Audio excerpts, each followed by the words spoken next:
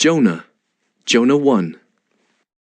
Now the word of the Lord came to Jonah the son of Amittai, saying, Arise, go to Nineveh, that great city, and call out against it, for their evil has come up before me. But Jonah rose to flee to Tarshish from the presence of the Lord. He went down to Joppa and found a ship going to Tarshish. So he paid the fare and went on board to go with them to Tarshish, away from the presence of the Lord. But the Lord hurled a great wind upon the sea, and there was a mighty tempest on the sea, so that the ship threatened to break up. Then the mariners were afraid, and each cried out to his God. And they hurled the cargo that was in the ship into the sea to lighten it for them. But Jonah had gone down into the inner part of the ship, and had lain down and was fast asleep. So the captain came and said to him, What do you mean, you sleeper? Arise, call out to your God. Perhaps the God will give a thought to us that we may not perish. And they said to one another, Come, let us cast lots, that we may know on whose account this evil has come upon us. So they cast lots, and the lot fell on Jonah. Then they said to him, Tell us on whose account this evil has come upon us. What is your occupation, and where do you come from? What is your country, and of what people are you? And he said to them, I am a Hebrew, and I fear the Lord, the God of heaven, who made the sea and the dry land. Then the men were exceedingly afraid and said to him, What is this that you have done? For they knew that he was fleeing from the presence of the Lord, because he had told them. Then they said to him, What shall we do to you, that the sea may quiet down for us? For the sea grew more and more tempestuous. He said to them, Pick me up and hurl me into the sea. Then the sea will quiet down for you. For I know it is because of me that this great tempest has come upon you. Nevertheless, the men rowed hard to get back to dry land, but they could not, for the sea grew more and more tempestuous against them. Therefore they called out to the Lord, O Lord, let us not perish for this man's life, and lay not on us innocent blood, for you, O Lord, have done as it pleased you. So they picked up Jonah and hurled him into the sea, and the sea ceased from its raging.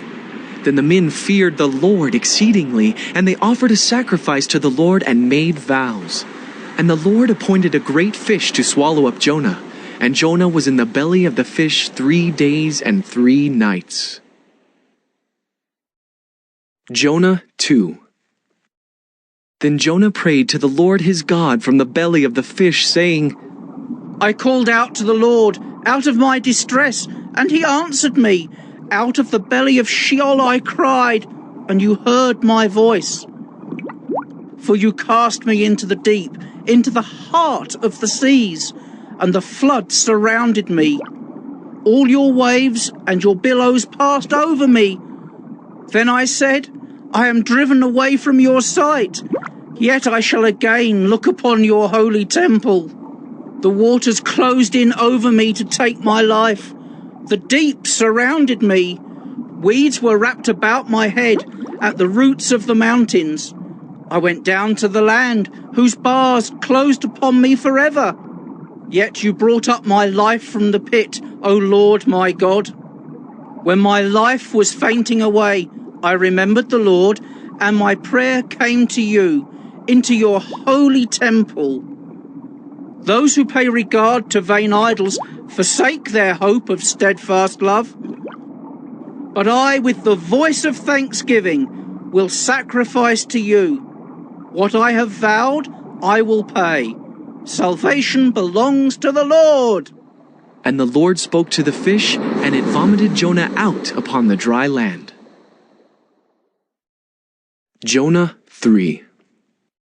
Then the word of the Lord came to Jonah the second time, saying, Arise, go to Nineveh, that great city, and call out against it the message that I tell you.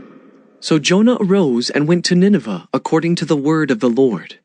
Now Nineveh was an exceedingly great city, 3 days' journey in breadth. Jonah began to go into the city, going a day's journey, and he called out, Yet 40 days, and Nineveh shall be overthrown. And the people of Nineveh believed God. They called for a fast and put on sackcloth, from the greatest of them to the least of them. The word reached the king of Nineveh, and he rose from his throne, removed his robe, covered himself with sackcloth, and sat in ashes. And he issued a proclamation and published through Nineveh. By the decree of the king and his nobles, let neither man nor beast, herd nor flock, taste anything. Let them not feed or drink water, but let man and beast be covered with sackcloth, and let them call out mightily to God. Let everyone turn from his evil way and from the violence that is in his hands. Who knows? God may turn and relent and turn from his fierce anger, so that we may not perish. When God saw what they did, how they turned from their evil way, God relented of the disaster that he said he would do to them, and he did not do it. Jonah 4. But it displeased Jonah exceedingly, and he was angry, and he prayed to the Lord and said, O Lord, is not this what I said when I was yet in my country? That is why I made haste to flee to Tarshish. For I knew that you are a gracious God, and merciful, slow to anger, and abounding in steadfast love, and relenting from disaster.